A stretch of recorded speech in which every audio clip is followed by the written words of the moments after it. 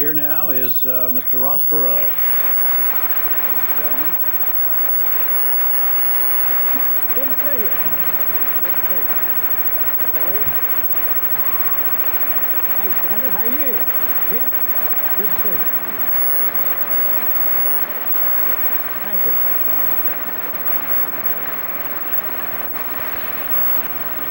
Now, Governor Clinton.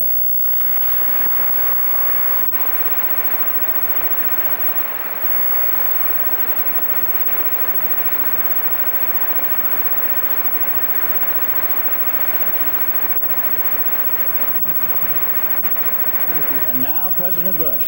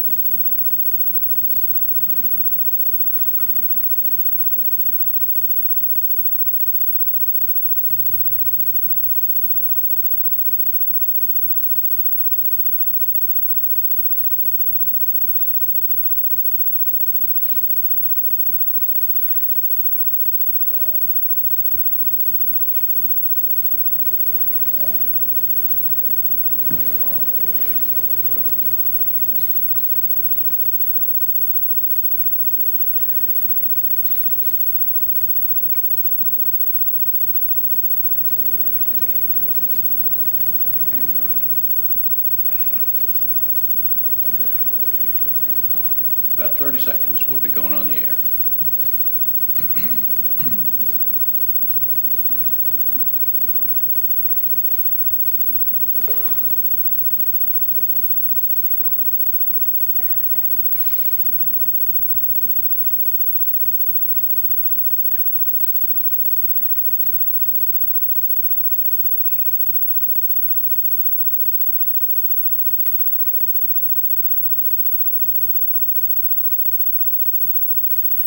Good evening and welcome to the first of 3 debates among the major candidates for President of the United States, sponsored by the Commission on Presidential Debates.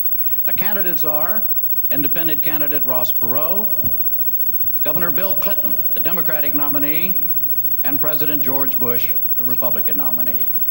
I am Jim Lara of the McNeil-Lara NewsHour on PBS, and I will be the moderator for this 90-minute event, which is taking place before an audience here in the athletic complex on the campus of Washington University in St. Louis, Missouri. 3 journalists will be asking questions tonight. They are John Mashik of the Boston Globe, Ann Compton of ABC News, and Sandra Van Oker, a freelance journalist. We will follow a format agreed to by representatives of the Clinton and Bush campaigns. That agreement contains no restrictions on the content or subject matter of the questions. Each candidate will have up to 2 minutes for a closing statement. The order of those, as well as the questioning, was determined by a drawing. The first question goes to Mr. Perot. He will have 2 minutes to answer, to be followed by rebuttals of 1 minute each from Governor Clinton and then President Bush. Gentlemen, good evening. Good evening, Jim. The first topic tonight is what separates each of you from the other. Mr. Perot, what do you believe tonight is the single most important separating issue of this campaign? I think the principal issue that separates me is that 5.5 million people came together on their own and put me on the ballot. I was not put on the ballot by either of the 2 parties. I was not put on the ballot by any PAC money, by any foreign lobbyist money, by any special interest money. This is a movement that came from the people. This is the way the framers of the Constitution intended our government to be, a government that comes from the people. Over time, we have developed a government that comes at the people, that comes from the top down, where the people are more or less treated as objects to be programmed during the campaign with commercials and media events and fear messages and personal attacks and things of that nature. the thing that separates my candidacy and makes it unique is that this came from millions of people in 50 states all over this country who wanted a candidate that worked and belonged to nobody but them. I go into this race as their servant, and I belong to them. So this comes from the people. Governor Clinton, 1 minute response. The most important distinction in this campaign is that I represent real hope for change, a departure from trickle-down economics, a departure from tax and spend economics to invest and grow. But before I can do that, I must challenge the American people to change, and they must decide. Tonight I say to the President, Mr. Bush, for 12 years you've had it your way, you've had your chance, and it didn't work. It's time to change. I want to bring that change to the American people, but we must all decide first we have the courage to change for hope and a better tomorrow. President Bush, 1 minute response. Well, I think one thing that distinguishes is experience. I think we've dramatically changed the world. I'll talk about that a little bit later, but the changes are mind-boggling for world peace. Kids go to bed at night without the same fear of nuclear war. And change for change's sake isn't enough. We saw that message in the late 70s, and we heard a lot about change, and what happened, the misery index went right through the roof. But my economic program, I think, is the kind of change we want. And the way we're going to get it done is we're going to have a brand new Congress. A lot of them are thrown out because of all the scandals. I'll sit down with them, Democrats and Republicans alike, and work for my agenda for American renewal, which represents real change. But I'd say if you had to separate out, I think it's experience at this level. Governor Clinton, how do you respond to the President on the question? You have 2 minutes on the question of experience. He says that is what distinguishes him from the other two of you. I believe experience counts, but it's not everything. Values, judgment, and the record that I have amassed in my state also should count for something. I've worked hard to create good jobs and to educate people. My state now ranks first in the country in job growth this year, fourth in income growth, fourth in the reduction of poverty, third in overall economic performance, according to a major news magazine. That's because we believe in investing in education and in jobs. And we have to change in this country. You know, my wife Hillary gave me a book about a year ago in which the author defined insanity as just doing the same old thing over and over again and expecting a different result. We have got to have the courage to change. Experience is important, yes. I've gotten a lot of good experience in dealing with ordinary people over the last year and a month. I've touched more people's lives and seen more heartbreak and hope, more pain and more promise than anybody else who's run for president this year. And I think the American people deserve better than they're getting. We have gone from first to 13th in the world in wages in the last 12 years since Mr. Bush and Mr. Reagan have been in. Personal income has dropped while people have worked harder. In the last 4 years, there have been twice as many bankruptcies as new jobs created. We need a new approach. The same old experience is not relevant. We're living in a new world after the Cold War, and what works in this new world is not trickle down, not government for the benefit of the privileged few, not tax and spend, but a commitment to invest in American jobs and American education, controlling American health care costs, and bringing the American people together. That is what works. And you can have the right kind of experience and the wrong kind of experience. Mine is rooted in the real lives of real people, and it will bring real results if we have the courage to change. President Bush, 1 minute to respond. I just thought of another big difference here between me. I don't believe Mr. Perot feels this way, but I know Governor Clinton did because I want to accurately quote him. He thinks, I think he said that the country is coming apart at the seams. Now, I know that the only way he can win is to make everybody believe the economy is worse than it is. But this country's not coming apart at the seams, for heaven's sakes.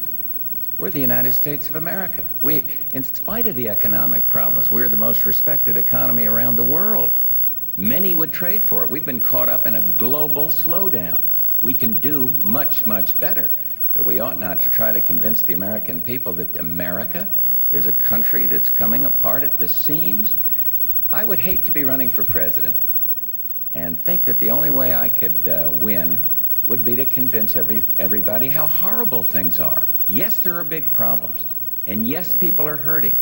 But I believe that this agenda for American renewal that I have is the answer to do it. And I believe we can get it done now, whereas we didn't in the past, because you're going to have a whole brand new bunch of people in the Congress that are going to have to listen to the same American people I'm listening to. Mr. Perot, a minute response, sir. Well, they've got a point. I don't have any experience in running up a $4 trillion debt. I don't have any experience in gridlock government where nobody takes responsibility for anything and everybody blames everybody else. I don't have any experience in creating the worst public school system in the industrialized world, the most violent, crime-ridden society in the industrialized world, but I do have a lot of experience in getting things done. So if we're at a point in history where we want to stop talking about it and do it, I've got a lot of experience in figuring out how to solve problems, making the solutions work, and then moving on to the next one. I've got a lot of experience in not taking 10 years to solve a 10-minute problem. So if it's time for action, I think I have experience that counts. If there's more time for gridlock and talk and finger pointing, I'm the wrong man. President Bush, the question goes to you. You have 2 minutes. And the question is this: are there important issues of character separating you from these other two men? I think the American people should be the judge of that. I think character is a very important question. I said something the other day where I was accused of being like Joe McCarthy, because I questioned, I put it this way, I think it's wrong to demonstrate against your own country or organize demonstrations against your own country in foreign soil. I just think it's wrong. That maybe they say, well, it's a youthful indiscretion. I was 19 or 20 flying off an aircraft carrier, and that shaped me to be Commander-in-Chief of the Armed Forces. And I'm sorry, but demonstrating, it's not a question of patriotism, it's a question of character and judgment. They get on me, Bill's gotten on me about read my lips, and when I make a mistake, I'll admit it. But he has not admitted a mistake, and I just find it impossible to understand how an American can demonstrate against his own country in a foreign land, organizing demonstrations against it, when young men are held prisoner in Hanoi or kids out of the ghetto were drafted. Some say, well, you're a little old-fashioned. Maybe I am, but I just don't think that's right.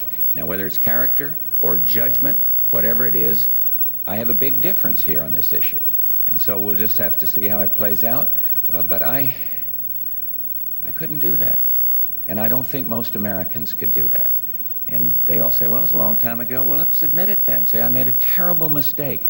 How could you be Commander-in-Chief of the Armed Forces and have some kids say, when you have to make a tough decision, as I did in Panama or in Kuwait, and then have some kid jump up and say, well, I'm not going to go. The Commander-in-Chief was organizing demonstrations halfway around the world during another era. So there are differences. But that's about the main area where I think we have a difference. I don't know about, we'll talk about that a little with Ross here in a bit. Mr. Perot, you have 1 minute. I think American people will make their own decisions on character. And at a time when we have work to do and we need action, I think they need to clearly understand the backgrounds of each person. I think the press can play a huge role in making sure that the backgrounds are clearly presented in an objective way. Then make a decision. Certainly anyone in the White House should have the character to be there. But I think it's very important to measure when and where things occurred. Did they occur when you were a young person in your formative years, or did they occur while you were a senior official in the federal government? When you're a senior official in the federal government spending billions of dollars of taxpayers' money, and you're a mature individual, and you make a mistake, then that was on our ticket. If you make it as a young man, time passes. So I would say just, look at all three of us, decide who you think will do the job, pick that person in November, because believe me, as I've said before, the party's over, and it's time for the cleanup crew. And we do have to have change, and people who never take responsibility for anything when it happens on their watch, and people who are in charge. Your time is up. Time is up. More later. More. Governor Clinton, you have 1 minute. Ross gave a good answer, but I've got to respond directly to Mr. Bush. You have questioned my patriotism. You even brought some right-wing congressmen into the White House to plot how to attack me for going to Russia in 1969, 1970, when over 50,000 other Americans did. Now, I honor your service in World War II. I honor Mr. Perot's service in uniform and the service of every man and woman who ever served, including Admiral Crowell, who was your chairman of the Joint Chiefs and who's supporting me. But when Joe McCarthy went around this country attacking people's patriotism, he was wrong. He was wrong. And a senator from Connecticut stood up to him named Prescott Bush. Your father was right to stand up to Joe McCarthy. You were wrong to attack my patriotism. I was opposed to the war, but I love my country. And we need a president who will bring this country together, not divide it. We've had enough division. I want to lead a unified country. All right, we move now to the subject of taxes and spending. The question goes to Governor Clinton for a 2-minute answer. It will be asked by Ann Compton. Governor Clinton, can you lock in a level here tonight on where middle-income families can be guaranteed a tax cut, or at the very least, at what income level they can be guaranteed no tax increase? The tax increase I have proposed triggers in at family incomes of $200,000 and above. Those are the people who in the 1980s had their incomes go up while their taxes went down. Middle-class people, defined as people with incomes of $52,000 and down, had their incomes go down while their taxes went up in the Reagan-Bush years because of 6 increases in the payroll taxes. So that is where my income limit would trigger. So there will be no tax increases below $200,000. My plan, notwithstanding my opponent's ad, my plan triggers in at gross incomes, family incomes of $200,000 and above. Then we want to give modest middle-class tax relief to restore some fairness, especially to middle-class people with families with incomes of under $60,000. In addition to that, the money that I raise from upper-income people and from asking foreign corporations just to pay the same income on their income earned in America that American corporations do will be used to give incentives back to upper-income people. I want to give people permanent incentives, an investment tax credit like President Kennedy and the Congress inaugurated in the early 60s to get industry moving again, a research and development tax credit, a low-income housing tax credit, a long-term capital gains proposal for new business and business expansions. We've got to have no more trickle-down. We don't need across-the-board tax cuts for the wealthy for nothing. We need to say, here's your tax incentive if you create American jobs the old-fashioned way. I'd like to create more millionaires than were created under Mr. Bush and Mr. Reagan, but I don't want to have 4 years where we have no growth in the private sector, and that's what's happened in the last 4 years. We're down 35,000 jobs in the private sector. We need to invest and grow, and that's what I want to do. President Bush, 1 minute, sir. Well, I have to correct one thing. I didn't question the man's patriotism. I questioned his judgment and his character. What he did in Moscow, that's fine. Let him explain it. He did. I accept that. What I don't accept is demonstrating and organizing demonstrations in a foreign country when your country's at war. I'm sorry, I cannot accept that. In terms of this one on taxes, spells out the biggest difference between us. I do not believe we need to go back to the Mondale proposals or the Dukakis proposals of tax and spend. Governor Clinton says $200,000. But he also says he wants to raise $150 billion. The taxing people over $200,000 will not get you $150 billion. And then when you add in his other spending proposals, regrettably, you end up socking it to the working man. That old adage that they use, we're going to soak the rich. We're going to soak the rich. It always ends up being the poor cab driver or the working man that ends up paying the bill. And so I just have a different approach.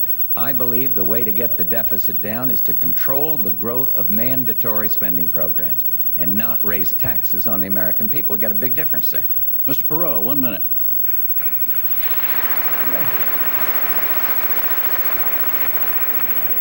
We've got to have a growing, expanding job base to give us a growing, expanded tax base. Right now we have a flat to deteriorating job base, and where it appears to be growing, it's minimum wage jobs. So we've got to really rebuild our job base. That's going to take money for infrastructure and investment to do that. Our foreign competitors are doing it. We're not. We cannot pay off the $4 trillion debt, balance the budget, and have the industries of the future and the high-paying jobs in this country without having the revenue. We're going to go through a period of shared sacrifice. There's one challenge. It's got to be fair. We've created a mess, don't have much to show for it, and we have got to fix it. And that's about all I can say in a minute. Okay. Next question goes to President Bush for a 2-minute answer, and it will be asked by Sandy Van Oker. Mr. President, this past week, your Secretary of the Army, Michael Stone, said he had no plans to abide by a congressional mandate to cut U.S. forces in Europe from 150 to 100,000 by the end of September 1996. Now, why, almost 50 years after the end of World War II, and with the total collapse of the Soviet Union, should American taxpayers be taxed to support armies in Europe when the Europeans have plenty of money to do it for themselves? Well, Sandra, that's a good question. And the answer is, for 40-some years, we kept the peace. If you look at the cost of not keeping the peace in Europe, it would be exorbitant. We have reduced the number of troops that are deployed and going to be deployed. I have cut defense spending. And the reason we could do that is because of our fantastic success in winning the Cold War. We never would have got there if we'd gone for the nuclear freeze crowd. Never would have got there if we'd listened to those that wanted to cut defense spending. I think it is important that the United States stay in Europe and continue to guarantee the peace. We simply cannot pull back. Now, when anybody has a spending program they want to spend money on at home, they say, well, let's cut money out of the Defense Department. I will accept and have accepted the recommendations of two proven leaders, General Colin Powell and Secretary Dick Cheney. They feel that the levels we're operating at and the reductions that I have proposed are proper. And so I simply do not think we should go back to the isolation days and start blaming foreigners. We are the sole remaining superpower, and we should be that. And we have a certain disproportionate responsibility. But I would ask the American people to understand that if we make imprudent cuts, if we go too far, we risk the peace. And I don't want to do that. I've seen what it is like to see a war and to see the burdens of a war, and I don't want to see us make reckless cuts. Because of our programs, we have been able to significantly cut defense spending. But let's not cut into the muscle, and let's not cut down our insurance policy, which is participation of American forces in NATO, the greatest peacekeeping organization ever made. Today, you got problems in Europe, still bubbling along, even though Europe's going democracy's route. But we are there, and I think this insurance policy is necessary. I think it goes with world leadership. And I think the levels we've come up with are just about right. Mr. Perot, 1 minute, sir. If I'm poor and you're rich, and I can get you to defend me, that's good. But when the tables get turned, I ought to do my share. Right now, we spend about $300 billion a year on defense. The Japanese spend around $30 billion in Asia. The Germans spend around $30 billion in Europe. For example, Germany will spend $1 trillion building infrastructure over the next 10 years. It's kind of easy to do if you only have to pick up a $30 billion tab to defend your country. The European community is in a position to pay a lot more than they have in the past. I agree with the President. When they couldn't, we should have. Now that they can, they should. We sort of seem to have a desire to try to stay over there and control it. They don't want us to control it, very candidly. So it, I think, is very important for us to let them assume more and more of the burden, and for us to bring that money back here and rebuild our infrastructure, because we can only be a superpower if we are an economic superpower, and we can only be an economic superpower if we have a growing, expanding job base. Governor Clinton. 1 minute, sir. I agree with the general statement Mr. Bush made. I disagree that we need 150,000 troops to fulfill our role in Europe. We certainly must maintain an engagement there. There are certainly dangers there. There are certainly other trouble spots in the world which are closer to Europe than to the United States. But two former defense secretaries recently issued a report saying that 100,000 or slightly fewer troops would be enough, including President Reagan's former defense secretary, Mr. Carlucci. Many of the military experts whom I consulted on this agreed. We're going to have to spend more money in the future on military technology and on greater mobility, greater airlift, greater sea lift, the V-22 airplane. We're going to have to do some things that are quite costly, and I simply don't believe we can afford, nor do we need, to keep 150,000 troops in Europe, given how much The Red Army, now under the control of Russia, has been cut. The arms control agreement concluded between Mr. Bush and Mr. Yeltsin, something I have applauded. I don't think we need 150,000 troops. Let me make one other point. Mr. Bush talked about taxes. He didn't tell you that he vetoed a middle-class tax cut because it would be paid for by raising taxes on the wealthy, and vetoed an investment tax credit paid for by raising taxes on the wealthy. All right, we go now to Mr. Perot for a 2-minute question, and it will be asked by John Mashik. Mr. Perot, you talked about fairness just a minute ago on sharing the pain. As part of your plan to reduce the ballooning federal deficit, you've suggested that we raise gasoline taxes 50 cents a gallon over 5 years. Why punish the middle-class consumer to such a degree? It's 10 cents a year cumulative. It finally gets to 50 cents at the end of the 5th year. I think punish is the wrong word. Again, see, I didn't create this problem. We're trying to solve it. Now, if you study our international competitors, some of our international competitors collect up to $3.50 a gallon in taxes, and they use that money to build infrastructure and create jobs. We collect 35 cents, and we don't have it to spend. I know it's not popular, and I understand the nature of your question, but the people who will be helped the most by it are the working people who will get the jobs created because of this tax. Why do we have to do it? Because we have so mismanaged our country over the years, and it is now time to pay the fiddler, and if we don't, we will be spending our children's money. We have spent $4 trillion worth. An incredible number of young people are active in supporting my effort because they're deeply concerned that we have taken the American dream from them. I think it's fitting that we're on the campus of a university tonight. These young people, when they get out of this wonderful university, will have difficulty finding a job. We've got to clean this mess up, leave this country in good shape, and pass on the American dream to them. We've got to collect the taxes to do it. If there's a fairer way, I'm all ears.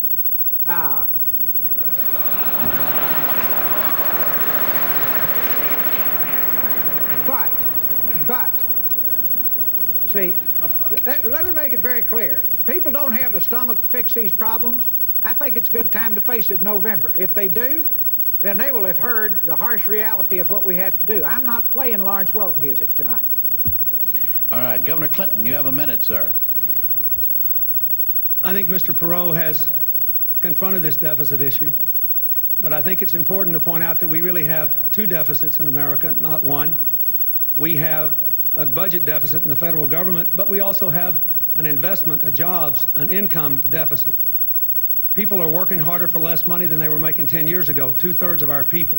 A $1,600 drop in average income in just the last 2 years. The problem I have with the Perot prescription is that almost all economists who've looked at it say that if you cut the deficit this much, this quick, it will increase unemployment, it will slow down the economy. That's why I think we shouldn't do it that quickly. We have a disciplined reduction in the deficit of 50% over the next 4 years, but first, get incentives to invest in this economy, put the American people back to work. We've got to invest and grow. 9 Nobel Prize-winning economists and 500 others, including numerous Republican and Democratic business executives, have endorsed this approach because it offers the best hope to put America back to work and get our incomes rising instead of falling. President Bush, 1 minute, sir. The question was on fairness. I just disagree with Mr. Perot. I don't believe it is fair to slap a 50-cent a gallon tax over whatever many years on the people that have to drive for a living, people that go long distances. I don't think we need to do it. You see, I have a fundamental difference. I agree with what he's talking about in trying to get the spending down and the discipline, although I think we ought to totally exempt Social Security. But he's talking tough medicine, and I think that's good. I disagree with the tax and spend philosophy. You see, I don't think we need to tax more and spend more and then say that's going to make the problem better, and I'm afraid that's what I think I'm hearing from Governor Clinton. I believe what you need to do is some of what Ross is talking about, control the growth of mandatory spending and get taxes down. He's mentioned some ways to do it, and I agree with those. I've been talking about getting a capital gains cut forever, and his friends in Congress have been telling me that's a tax break for the rich. It would stimulate investment. I'm for an investment tax allowance. I am for a first-time tax break for first-time home buyers, and with this new Congress coming in, Gridlock will be gone, and I'll sit down with them and say, let's get this done. But I do not want to go the tax and spend route.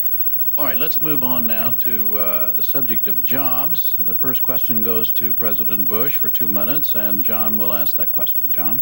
Mr. President, last month you came to St. Louis to announce a very lucrative contract for McDonnell Douglas to build F-15s for Saudi Arabia. In today's Post-Dispatch, a retired saleswoman, a 75-year-old woman named Marjorie Roberts, asked if she could ask a question of the candidate, said she wanted to register her concern about the lack of a plan to convert our defense-oriented industries into other purposes.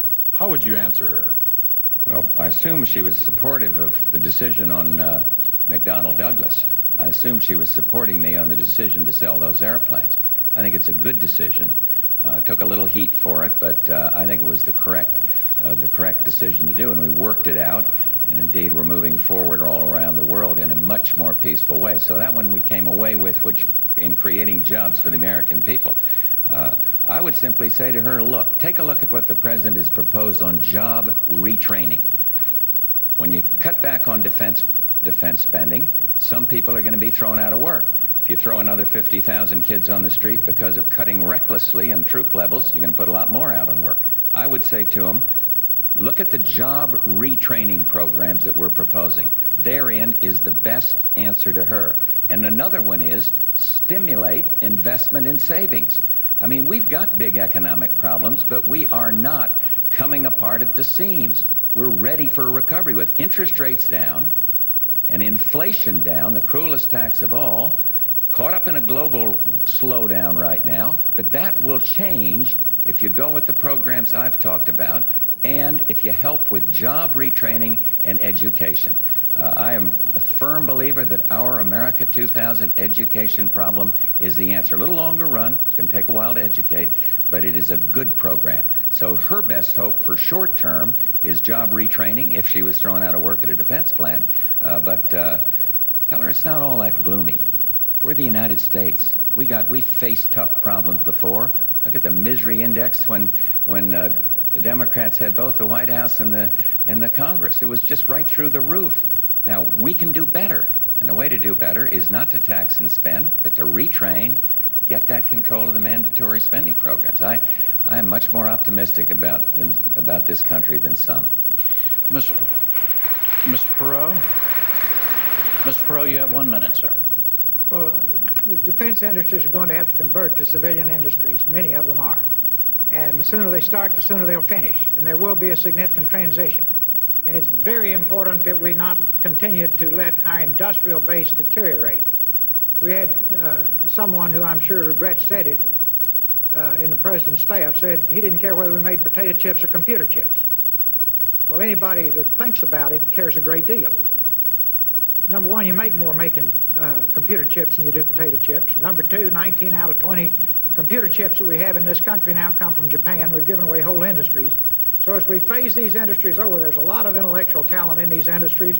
A lot of these people and industries can be converted to the industries of tomorrow. And that's where the high-paying jobs are. We need to have a very carefully thought-through phase over. Now, see, we practice 19th century capitalism. The rest of the world practices 21st century capitalism. We've got, I can't handle that in a minute, but I hope we can get back into it later. In the rest of the world, the countries and the businesses would be working together to make this transition in an intelligent way. Governor Clinton, you have 1 minute, sir.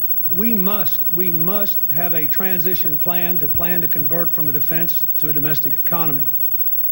No other nation would have cut defense as much as we already have without that. There are 200,000 people unemployed in California alone because we have cut defense without planning to retrain them and to reinvest in the technologies of the future here at home. That is what I want to do. This administration may say they have a plan, but the truth is they have not even released all the money, the paltry sum of money that Congress appropriated.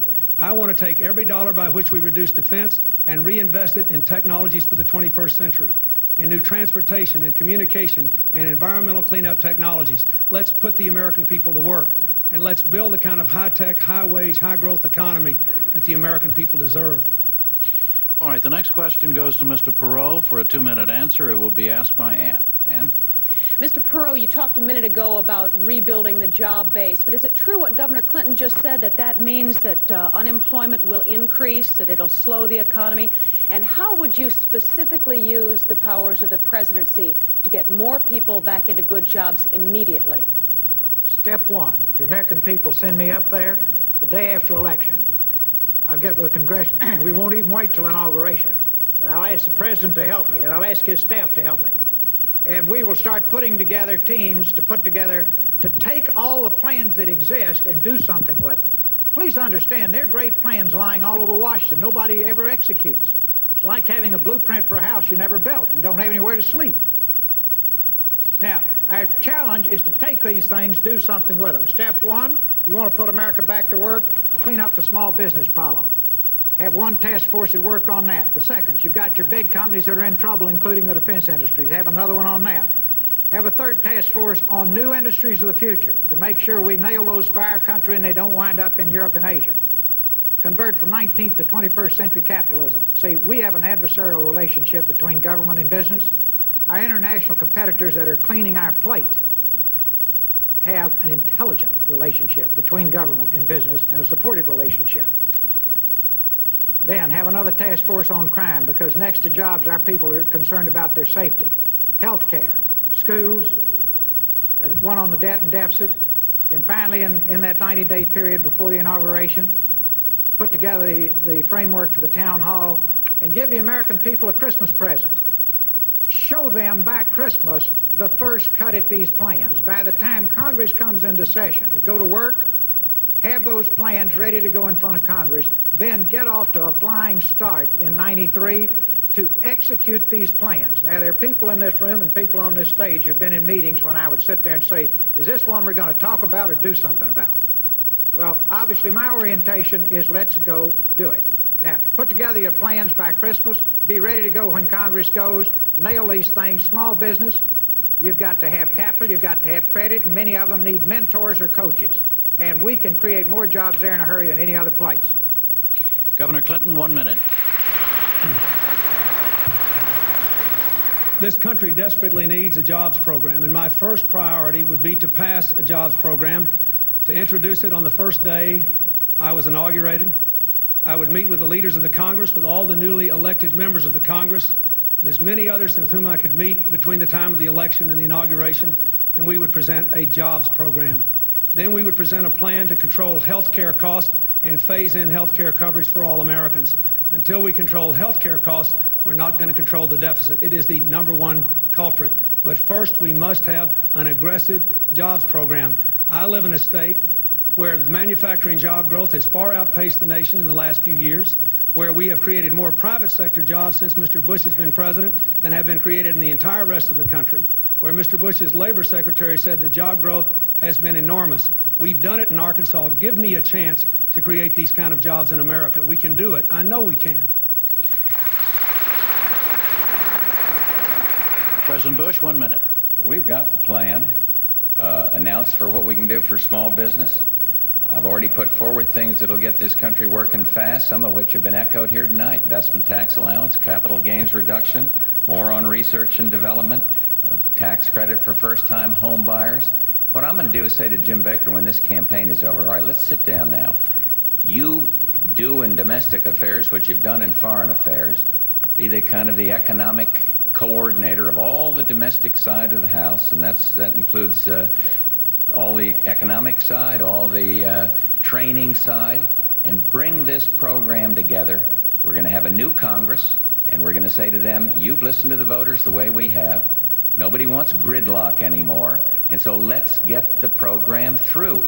And I believe it'll work, because as Ross said, we got the plans. The plans are all over Washington, and I've put ours together in something called the Agenda for American Renewal, and it makes sense.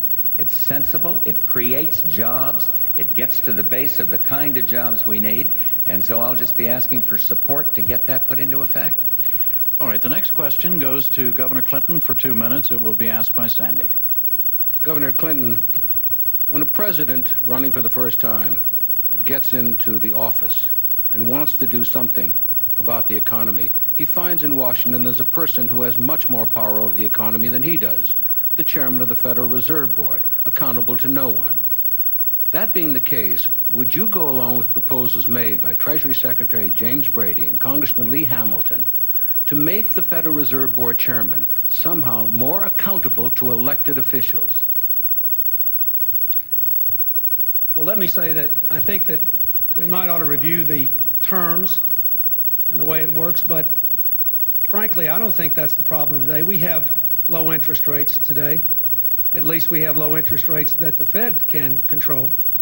Our long-term interest rates are still pretty high because of our deficit and because of our economic performance.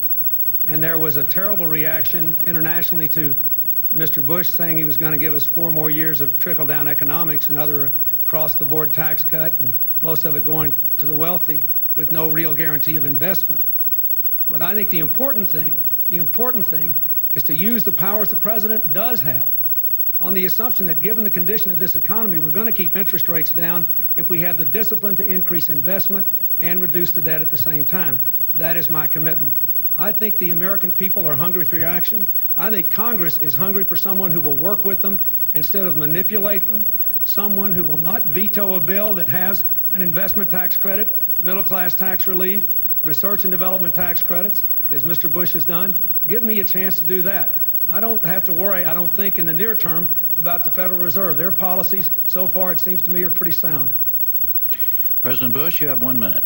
I don't think the Fed ought to be put under the executive branch. There is separation there. I think that's fine. Alan Greenspan is respected. I've had some arguments with him about the speed in which we might have lowered rates. But Governor Clinton, he talks about the reaction to the markets. There was a momentary fear that he might win, and that the markets went down like that. So I don't think we can judge on. The stock market has been strong. It's been very strong since I've been president, and they recognize we got great difficulties, but they're also much more optimistic than the pessimists we have up here tonight. In terms of vetoing tax bills, you're darn right. I am going to protect the American taxpayer against the spend and tax Congress, and I'm going to keep on vetoing them because I don't think we are taxed too little. I think the government's spending too much. So Governor Clinton can label it tax for the rich or anything he wants. I'm going to protect the working man by continuing to veto and to threaten veto until we get this new Congress, when then we're going to move forward on our plan. I've got to protect them. Mr. Perot, 1 minute. Keep the Federal Reserve independent, but let's live in a world of reality. We live in a global economy, not a national economy. These interest rates we have now don't make any sense. We have a $4 trillion debt, and only in America would you finance 70% of it 5 years or less. So 70% of our debt is 5 years or less. It's very interest sensitive. We have a 4% gap between what we pay for treasuries and what Germany pays for 1 to 5 year treasuries. That gap is going to close because the Arabs, the Japanese, and folks in this country are going to start buying German treasuries because they can get more money.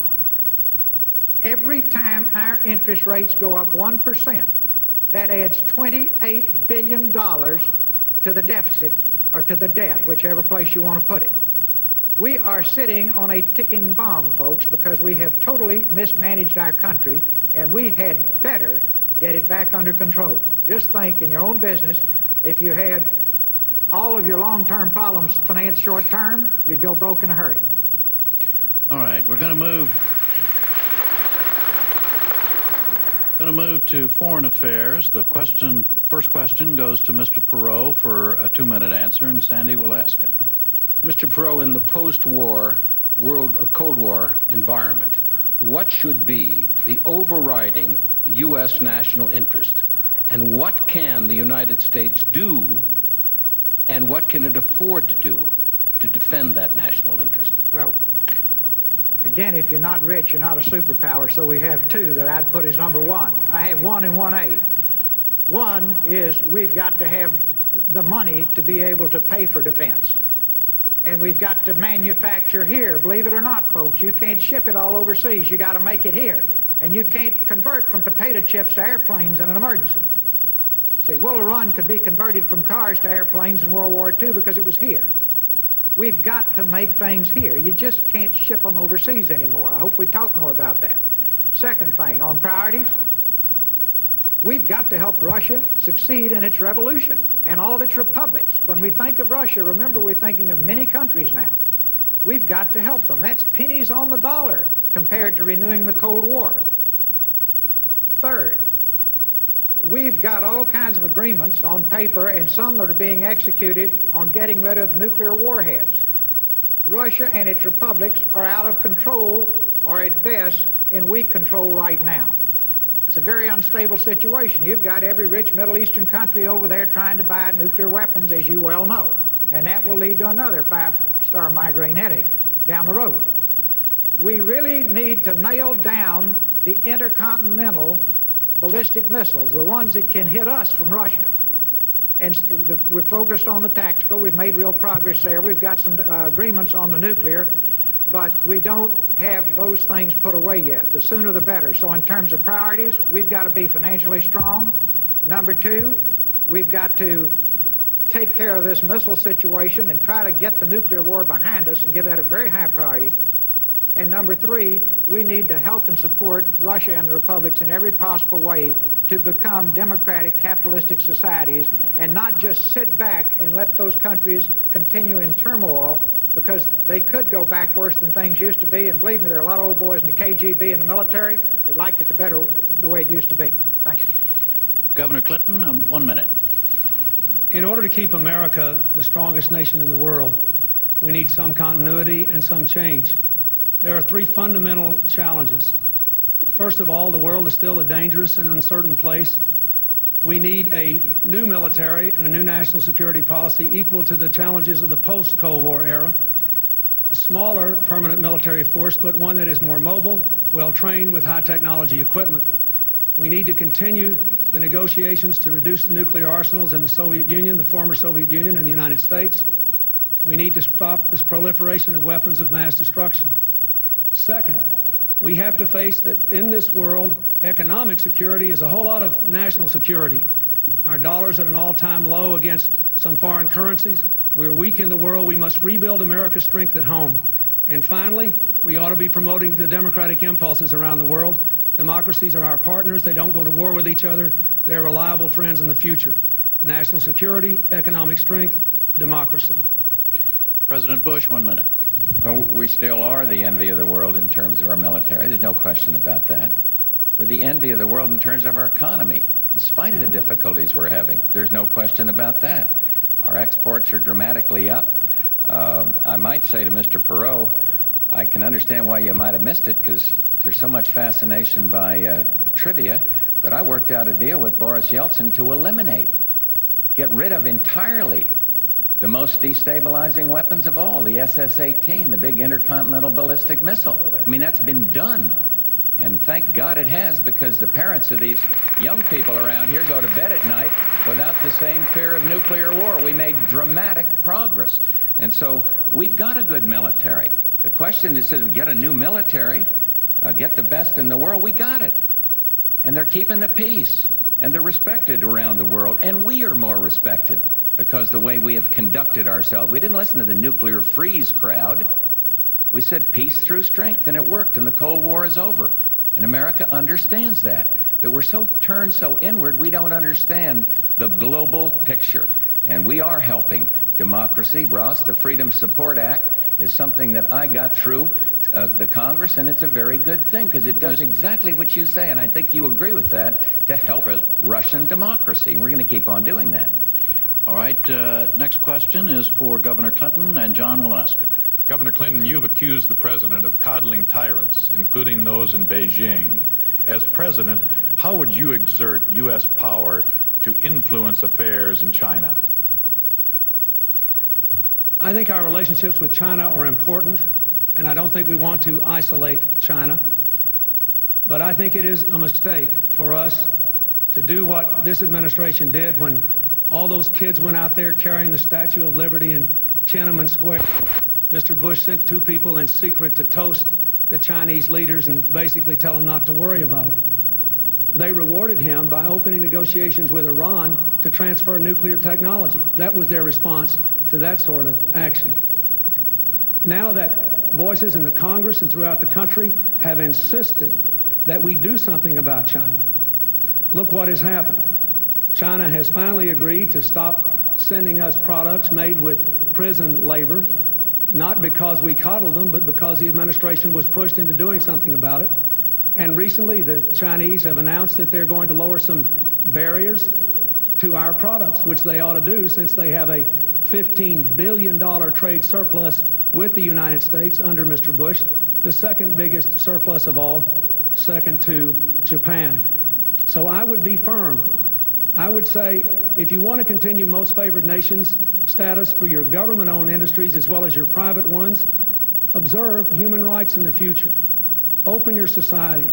Recognize the legitimacy of those kids that were carrying the Statue of Liberty. If we can stand up for our economic interests, we ought to be able to pursue the democratic interests of the people in China, and over the long run, they'll be more reliable partners.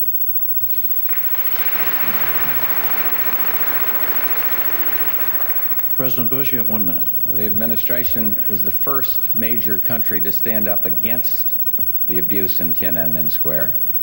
We are the ones that worked out the prison labor deal. We are the ones that have lowered the barrier to products, but Carla Hill's negotiation. I am the one that said, let's keep the MFN because you see China moving towards a free market economy to do what the Congress and Governor Clinton is suggesting. You would isolate and ruin Hong Kong. They are making some progress, not enough for us. We were the first ones to put sanctions on. We still have them on some things. But the Governor Clinton's philosophy is isolate them.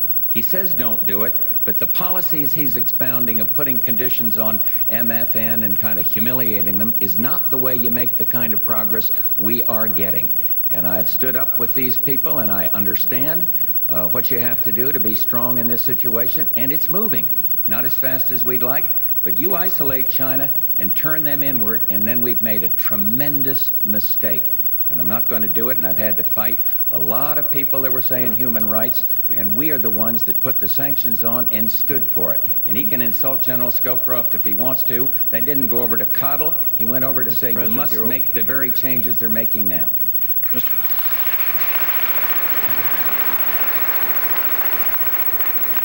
1 minute, Mr. Perot. China's a huge country, broken into many provinces.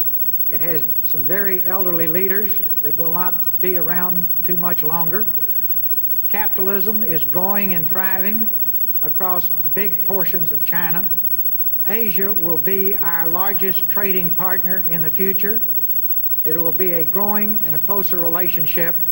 We have a delicate, tight wire walk that we must go through at the present time to make sure that we do not cozy up to tyrants, to make sure that they don't get the impression that they can suppress their people. But time is our friend there, because their leaders will change in not too many years, worst case. And their country is making great progress. One last point on the missiles. I don't want the American people to be confused. We have written agreements, and we have some missiles that have been destroyed. But we have a huge number of intercontinental ballistic missiles that are still in place in Russia. The fact that you have an agreement is one thing. Till they're destroyed, some crazy person can either sell them or use them. All right, the next question goes to President Bush for a 2-minute answer, and Ann will ask it. Mr. President, how can you watch the killing in Bosnia and the ethnic cleansing or the starvation and anarchy in Somalia and not want to use America's might, if not America's military, to try to end that kind of suffering? And both of them are very complicated situations. And I vowed something because I learned something from Vietnam. I am not going to commit U.S. forces until I know what the mission is, till the military tell me that it can be completed, until I know how they can come out. We are helping. American airplanes are helping today on humanitarian relief for Sarajevo. It is America that's in the lead in helping with humanitarian relief for Somalia.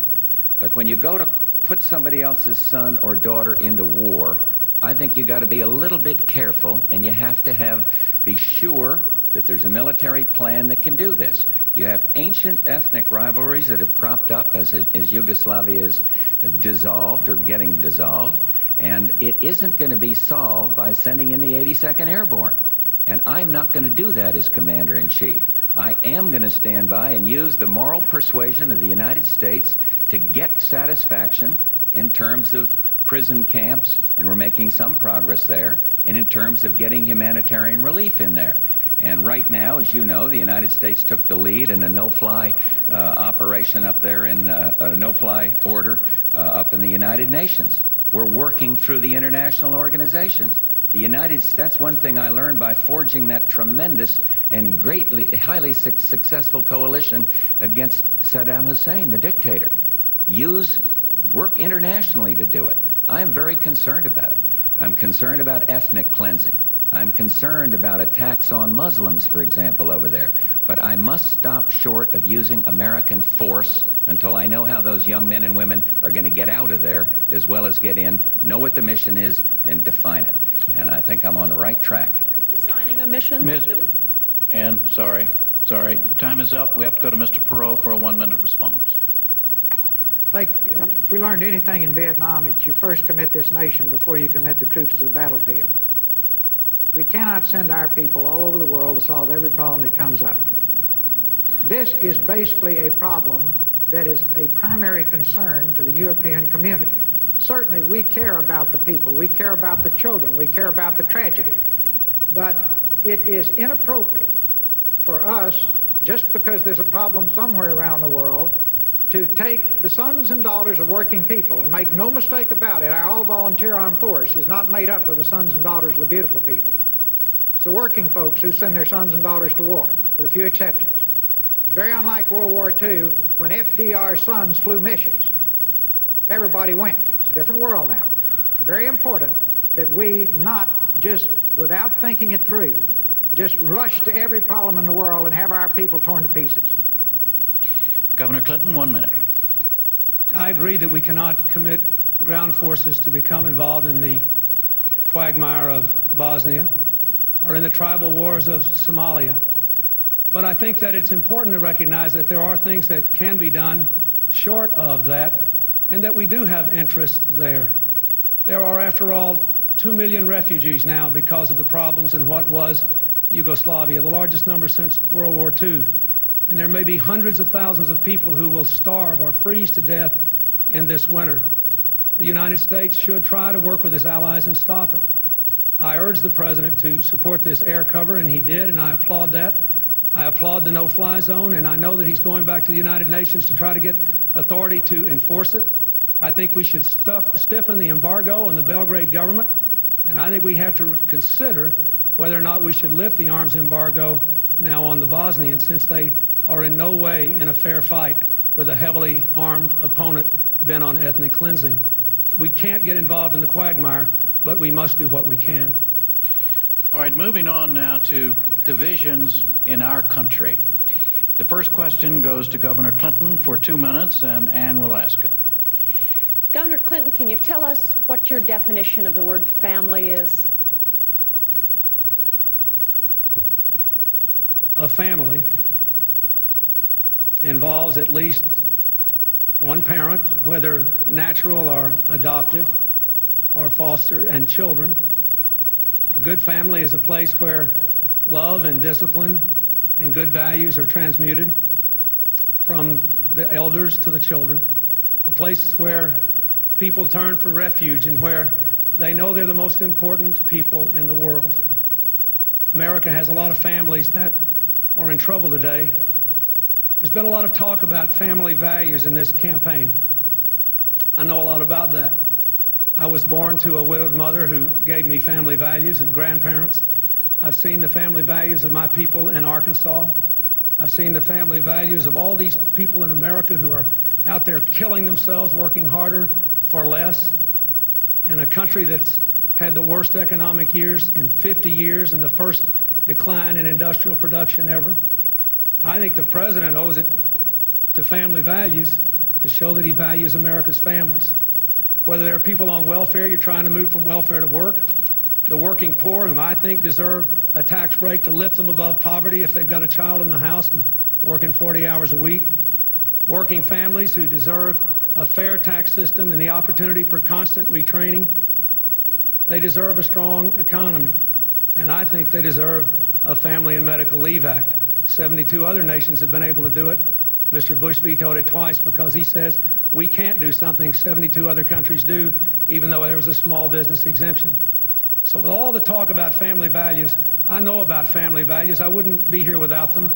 The best expression of my family values is that tonight's my 17th wedding anniversary, and I'd like to close my question by just wishing my wife a happy anniversary and thanking my daughter for being here.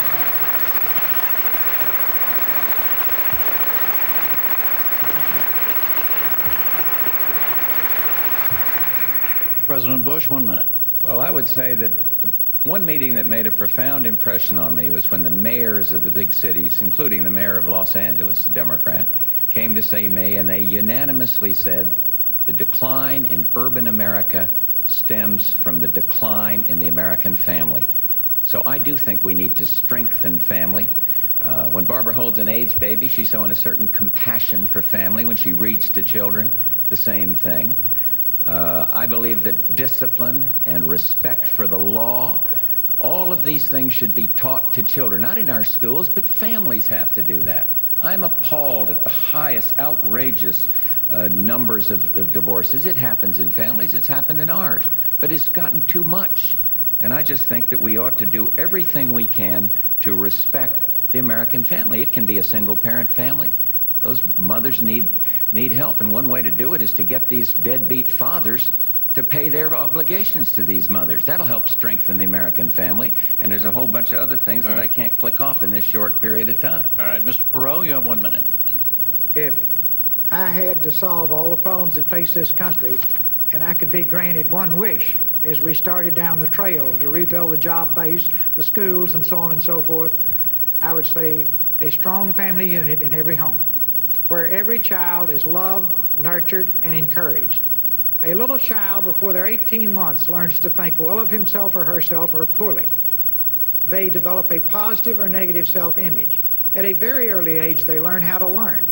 If we have children who are not surrounded with love and affection, see, I look at my grandchildren and wonder if they'll ever learn to walk because they're always in someone's arms.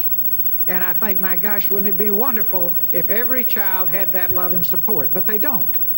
We will not be a great country unless we have a strong family unit in every home. And I think you can use the White House as a bully pulpit to stress the importance of these little children, particularly in their young and formative years, to mold these little precious pieces of clay so that they too can live rich, full lives when they're grown.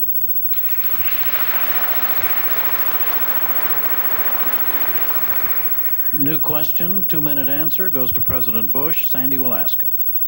Mr. President, there's been a lot of talk about Harry Truman in this campaign, so much so that I think tomorrow I'll wake up and see him named as the next commissioner of baseball. They could use But the thing that Mr. Truman didn't have to deal with was drugs. Americans are increasingly alarmed about drug-related crimes in cities and suburbs, and your administration is not the first to have grappled with this. And are you at all of a mind that maybe it ought to go to another level, if not to what's advocated by William F. Buckley Jr. and Milton Friedman, legalization, somewhere between there and where we are now? No, I don't think that's the right answer. I don't believe legalizing narcotics is the answer. I just don't believe that's the answer. I do believe that there's some fairly good news out there. The use of cocaine, for example, by teenagers is dramatically down. But we've got to keep fighting on this war against drugs. We're doing a little better in interdiction. Many of the countries below that used to say, well, this is the United States problem, if you'd get the demand down, then we wouldn't have the problem, are working cooperatively with the DEA and other law, the military. We're using the military more now in terms of interdiction. Our funding for recovery is up, recovering the addicts. Where we're not making the progress, Sander, is we're making it in teenagers, and thank God, because I thought what Ross said was most appropriate about these families and these children. But where we're not making it is with the confirmed addicts. And I'll tell you one place that's working well, and that is the private sector. Jim Burke and this task force that he has, you may know about it. I'll tell the American people, but this man said, I'll get you $1 million a day in pro bono advertising. something that's very hard for the government to do, and he went out and he did it. And people are beginning to educate through this program, teaching these kids you shouldn't use drugs. So we're still in the fight, but I must tell you, I think legalization of narcotics or something of that nature in the face of the medical evidence would be totally counterproductive. And I oppose it, and I'm going to stand up and continue to oppose it. Mr. Perot? Mr. Perot, 1 minute. Anytime you think you want to legalize drugs, go to a neonatal unit, if you can get in. They're between 100 and 200% capacity up and down the East Coast. And the reason is crack babies being born. Babies in the hospital 42 days. Typical cost to you and me is $125,000. Again and again and again, the mother disappears in 3 days. And the child becomes a ward of the state because he's permanently and genetically damaged. Just look at those little children, and if anybody can even think about legalizing drugs, they've lost me. Now let's look at priorities. You know, we went on the Libyan raid. Remember that one? Because we were worried to death that Gaddafi might be building up chemical weapons. We've got chemical warfare being conducted against our children on the streets in this country all day, every day, and we don't have the will to stamp it out. And then again, if I get up there, if you send me, we're going to have some blunt talks about this, and we're really going to get out in the trenches and say, is this one you want to talk about or fix? Because talk won't do it, folks. There are guys that couldn't get a job, third shift in a Dairy Queen, driving BMWs and Mercedes selling drugs. And these old boys are not going to quit easy. Right.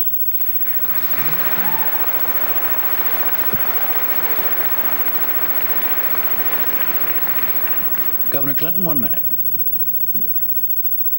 Like Mr. Perot, I have held crack babies in my arms.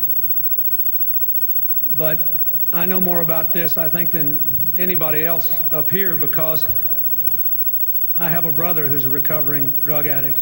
I'm very proud of him. But I can tell you this, if drugs were legal, I don't think he'd be alive today.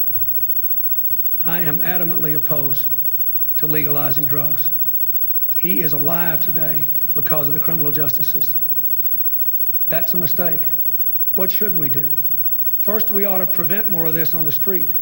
30 years ago, there were 3 policemen for every crime. Now there are 3 crimes for every policeman. We need 100,000 more police on the street. I have a plan for that. Secondly, we ought to have treatment on demand.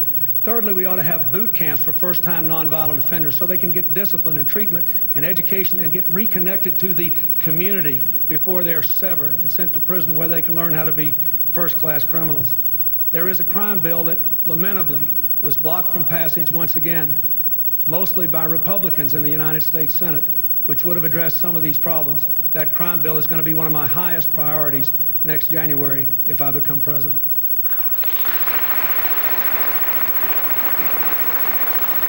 Next question is to you, Mr. Perot. You have 2 minutes to answer it, and John will ask it. Mr. Perot, racial division continues to tear apart our great cities, the last episode being this spring in Los Angeles. Why is this still happening in America, and what would you do to end it? All right, this is a relevant question here tonight. First thing I'd do is during political campaigns, I would urge everybody to stop trying to split this country into fragments and appeal to the differences between us and then wonder why the melting pot's all broken to pieces after November the 3rd. We are all in this together. We ought to love one another because united teams win and divided teams lose. And if we can't love one another, we ought to get along with one another. And if you can't get there, just recognize we're all stuck with one another because nobody's going anywhere, right? Now, that ought to get everybody back up to let's get along together and make it work. Our diversity is a strength. We've turned it into a weakness. Now, again, the White House is a bully pulpit. I think whoever's in the White House should just make it absolutely unconscionable and inexcusable. And if anybody's in the middle of a speech at one of these conventions, I would expect the candidate to go out and lift him off the stage if he starts preaching hate, because we don't have time for it. See, our differences are our strengths. We have got to pull together. In athletics, we know it. See, divided teams lose, united teams win. We have got to unite and pull together, and there's nothing we can't do. But if we sit around blowing all this energy out the window on racial strife and hatred, We are stuck with a sure loser because we have been a melting pot. We're becoming more and more of a melting pot. Let's make it a strength, not a weakness.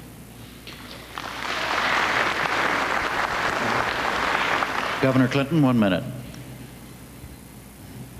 I grew up in the segregated South, thankfully raised by a grandfather with almost no formal education, but with a heart of gold, who taught me early that all people were equal in the eyes of God.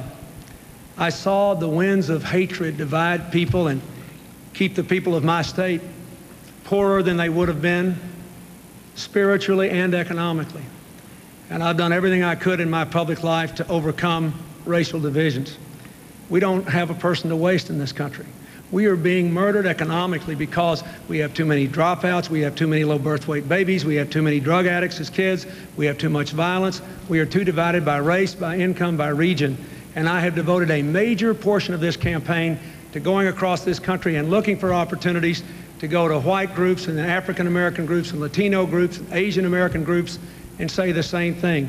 If the American people cannot be brought together, we can't turn this country around. If we can come together, nothing can stop us.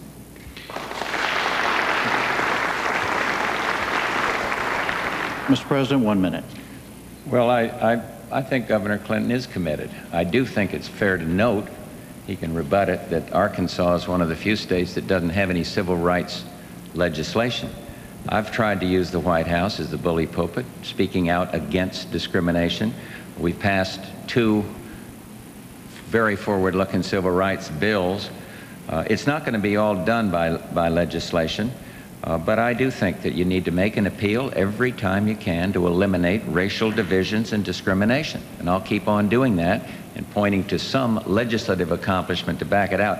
I have to take 10 seconds here at the end. The red light isn't on yet. To say to Ross Perot, please don't say to the DEA agents on the street that we don't have the will to fight drugs. Please, I've watched these people, the same for our local law enforcement people. We're backing up every way we possibly can, but maybe you meant that some in the country don't have the will to fight it, but those that are out there on the front line, as you know, you've been a strong backer of law enforcement. Really, I just want to clear that up, have the will to fight it, and frankly, some of them are giving their lives. Time, Mr. President. All right, let's go now to another subject, the subject of health. The first question for 2 minutes is to President Bush, and John will ask it.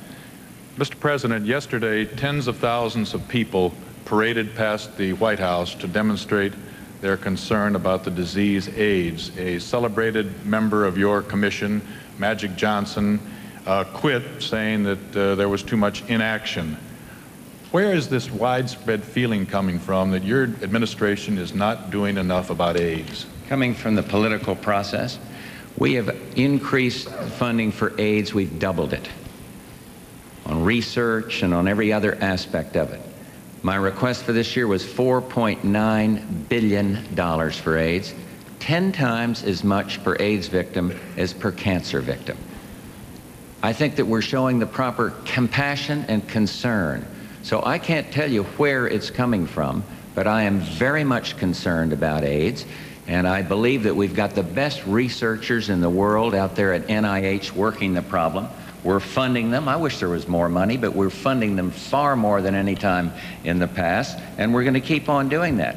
I don't know, I was a little disappointed in Magic because he came to me and I said, now if you see something we're not doing, get a hold of me, call me, let me know. He went to one meeting, and then we heard that he was stepping down, so he's been replaced by Mary Fisher, who electrified the Republican convention by talking about the compassion and the concern that we feel. It was a beautiful moment, and I think she'll do a first-class job on that commission. So I think the appeal is, yes, we care. And the other thing is, part of AIDS, it's one of the few diseases where behavior matters. And I once called on somebody, well, change your behavior. If the behavior you're using prone to cause AIDS, change the behavior. Next thing I know, one of these ACT UP groups is out saying Bush ought to change his behavior. You can't talk about it rationally. The extremes are hurting the AIDS cause. To go into a Catholic Mass in a beautiful cathedral in New York under the cause of helping in AIDS and start throwing condoms around in the mass, I'm sorry, I think it sets back the cause. We cannot move to the extreme. We've got to care. We've got to continue everything we can at the federal and the local level. Barbara, I think, is doing a superb job in destroying the myth about AIDS. And all of us are in this fight together. All of us care. Do not go to the extreme.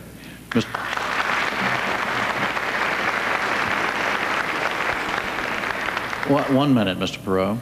First, I think Mary Fisher was a great choice. We're lucky to have her heading the commission. Secondly, I think one thing that if I were sent to do the job, I would sit down with FDA, look exactly where we are. Then I would really focus on, let's get these things out. If you're going to die, you don't have to go through this 10-year cycle that FDA goes through on new drugs. Believe me, people with AIDS are more than willing to take that risk. And we could be moving out to the human population a whole lot faster than we are on some of these new drugs. So I think we can expedite the problem there. Let me go back a minute to racial divisiveness. All-time low in our country was the Judge Thomas Anita Hill hearings, and those senators ought to be hanging their heads in shame for what they did there. Second thing, not many times in your life when you get to talk to the whole country, but let me just say this to all of America. If you hate people, I don't want your vote. That's how strongly I feel about it. Governor Clinton, 1 minute. Over 150,000 Americans have died of AIDS. Well over 1.25 million Americans are HIV positive. We need to put one person in charge of the battle against AIDS to cut across all the agencies that deal with it. We need to accelerate the drug approval process. We need to fully fund the act named for that wonderful boy, Ryan White, to make sure we're doing everything we can on research and treatment. And the president should lead a national effort to change behavior, to keep our children alive in the schools, responsible behavior, to keep people alive. This is a matter of life and death. I've worked in my state to reduce teen pregnancy and illness among children, and I know it's tough. The reason Magic Johnson resigned from the AIDS Commission is because the statement you heard tonight from Mr. Bush is the longest and best statement he's made about it in public. And I'm proud of what we did at the Democratic Convention, putting 2 HIV positive people on the platform, and I'm proud of the leadership that I'm going to bring to this country in dealing with the AIDS crisis.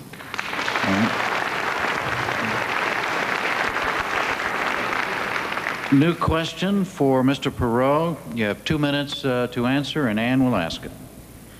Mr. Perot, even if you've got what people say are the guts to take on changes in the most popular, the most sacred of the entitlements, Medicare, people say you haven't a prayer of actually getting anything passed in Washington. Since a president isn't a lone ranger, how in the world can you make some of those unpopular changes? 2 ways. Number one, if I get there, it will be a very unusual and historical event because the people,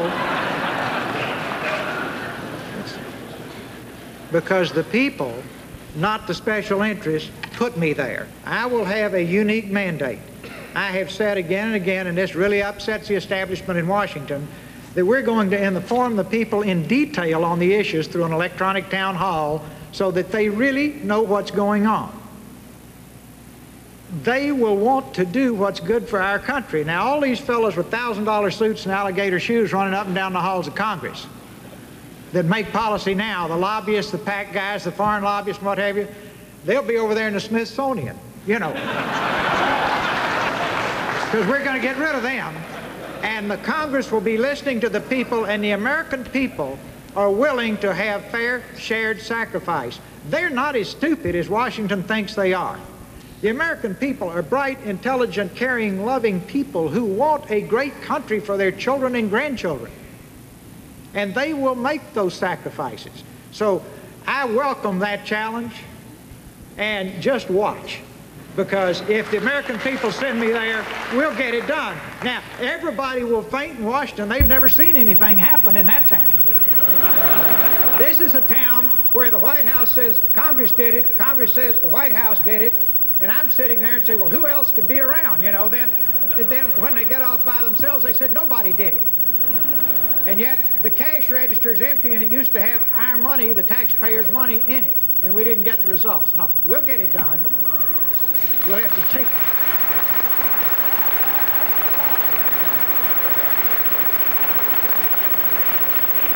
Governor, 1 minute. Ross, that's a great speech, but it's not quite that simple. I mean, look at the facts. Both parties in Washington, the President and the Congress, have cut Medicare. The average senior citizen is spending a higher percentage of income on health care today than they were in 1965 before Medicare came in. The President's got another proposal to require them to pay $400 a year more for the next 5 years. But if you don't have the guts to control cost by changing the insurance system and taking on the bureaucracies and the regulation of health care in the private and public sector, you can't fix this problem. Costs will continue to spiral. And just remember this, folks. A lot of folks on Medicare are out there every day making the choice between food and medicine. Not poor enough for Medicare, Medicaid, not wealthy enough to buy their medicine. I've met them, people like Mary Annie and Edward Davis in Nashville, New Hampshire, all over this country. They cannot even buy medicine. So let's be careful. When we talk about cutting health care costs, let's start with the insurance companies and the people that are making a killing instead of making our people healthy.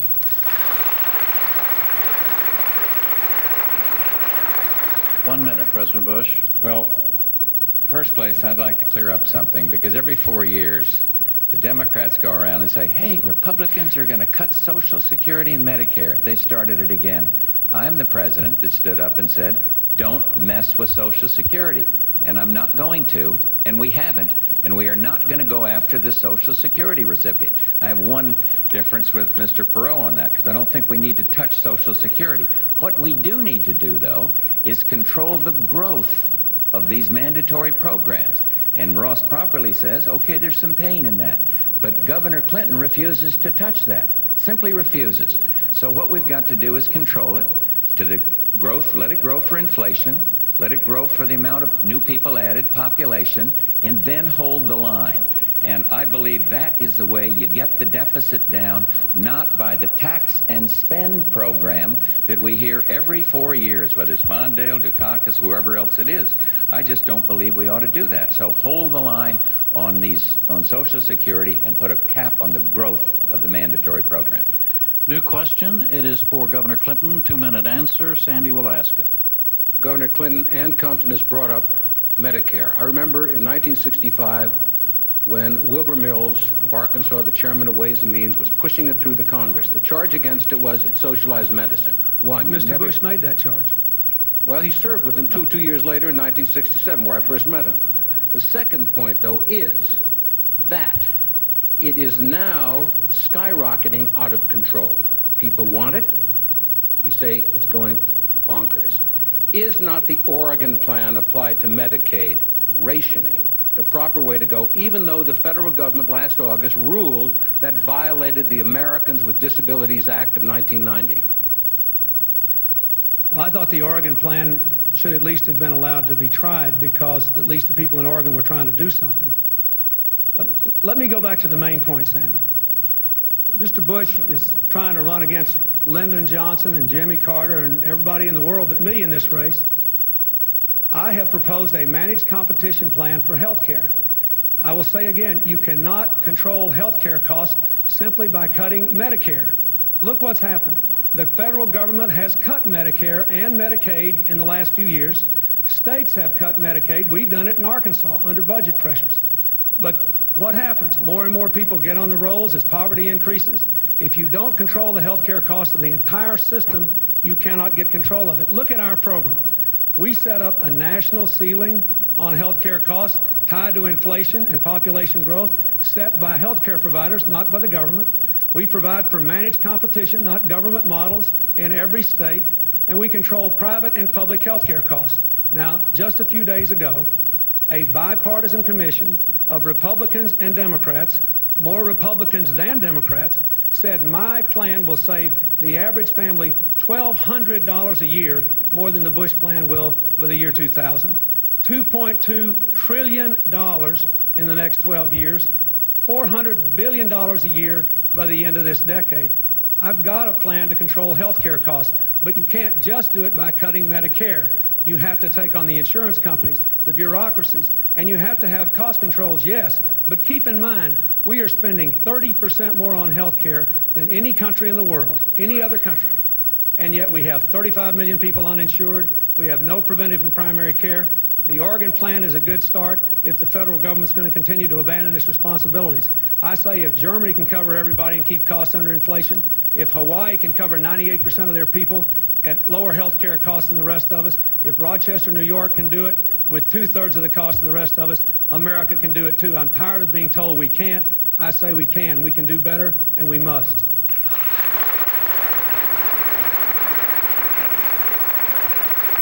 President Bush, 1 minute. Well, I don't have time in 30 seconds or whatever minute to talk about our health care reform plan. Oregon plan made some good sense, but it's easy to dismiss the concerns of the disabled. As president, I have to be sure that those waivers, which we're approving all over the place, are covered under the law. Maybe we can work it out. But the Americans for Disabilities Act, speaking about sound and sensible civil rights legislation, was the most foremost piece of legislation passed in modern times. And so we do have something more than a technical problem. Governor Clinton clicked off the things that you got to take on insurance companies and bureaucracies. He failed to take on somebody else, the malpractice suit people, those that bring these lawsuits against these frivolous trial lawyers' lawsuits that are running the cost of medical care up by 25 to 50 billion. And he refuses to put anything, controls, on these crazy lawsuits. If you want to help somebody, don't run the costs up by making doctors have to have 5 or 6 tests where one would do for fear of being sued, or have somebody along the highway not stop to pick up a guy and help him because he's afraid a trial lawyer will come along and sue him. We're suing each other too much and caring for each other too little. Mr. Perot, 1 minute.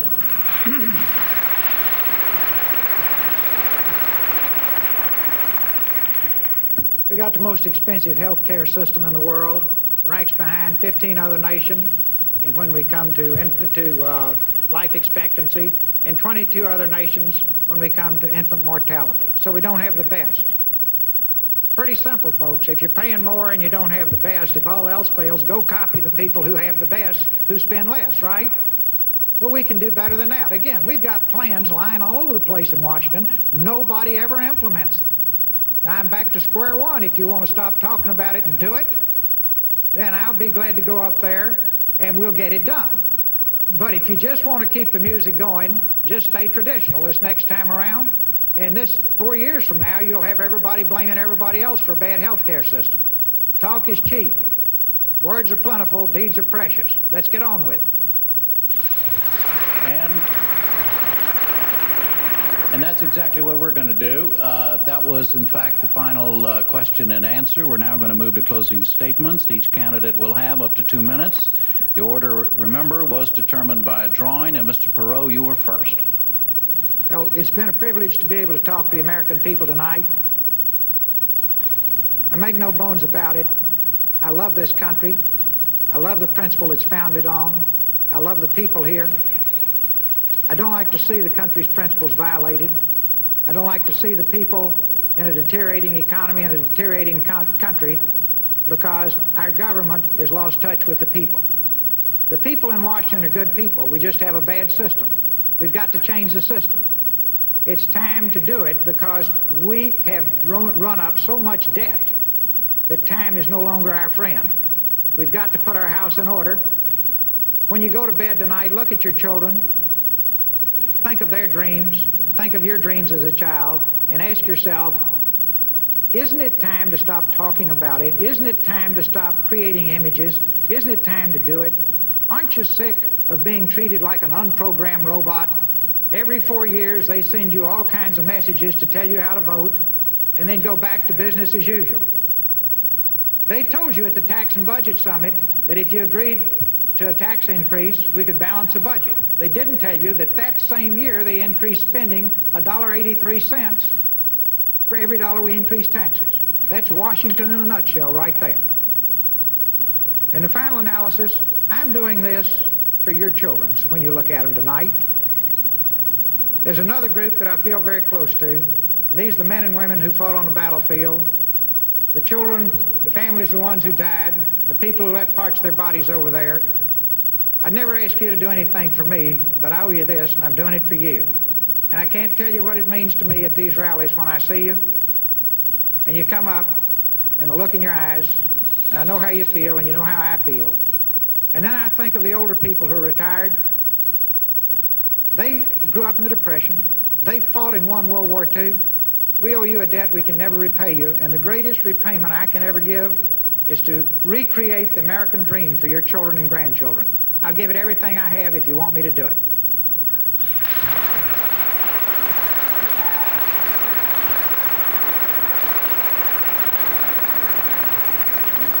Governor Clinton, your closing statement. I'd like to thank the people of St. Louis and Washington University, the Presidential Debate Commission, and all those who made this night possible, and I'd like to thank those of you who are watching.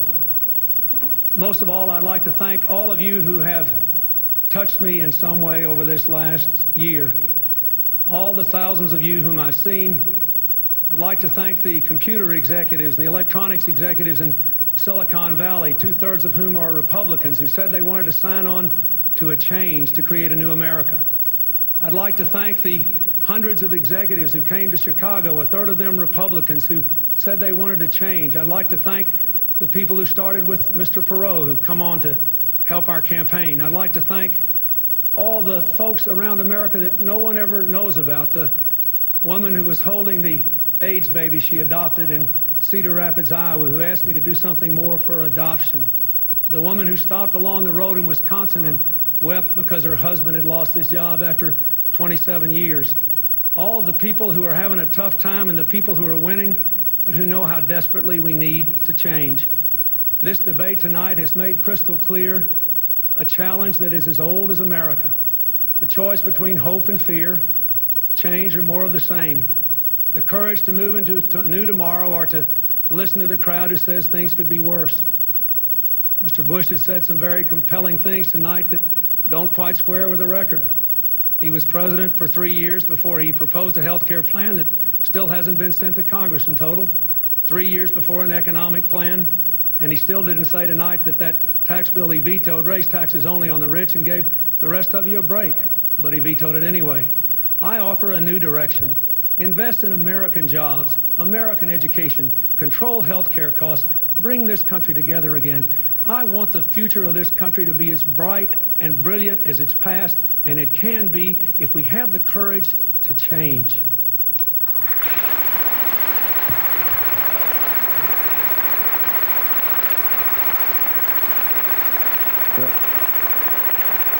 President Bush, your closing statement. Well, let me tell you a little what it's like to be president. In the Oval Office, you can't predict what kind of crisis is going to come up. You have to make tough calls. You can't be on one hand this way and one hand another. You can't take different positions on these difficult issues.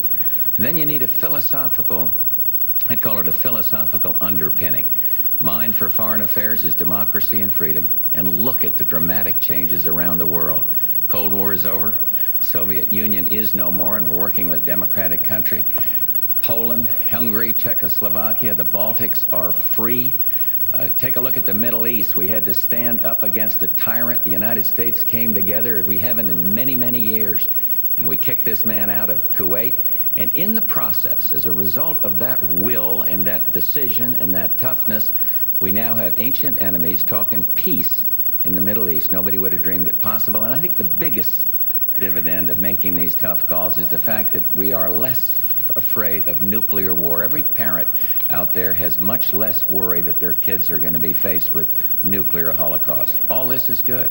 On the domestic side, what we must do is have change that empowers people. Not change for the sake of change, tax and spend. We don't need to do that anymore.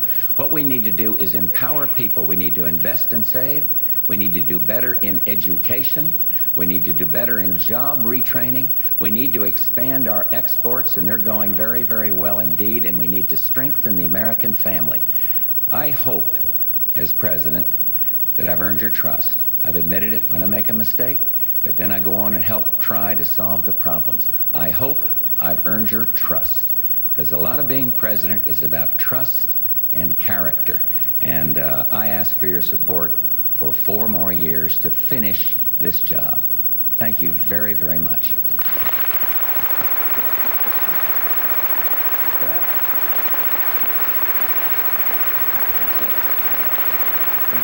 Don't go away yet.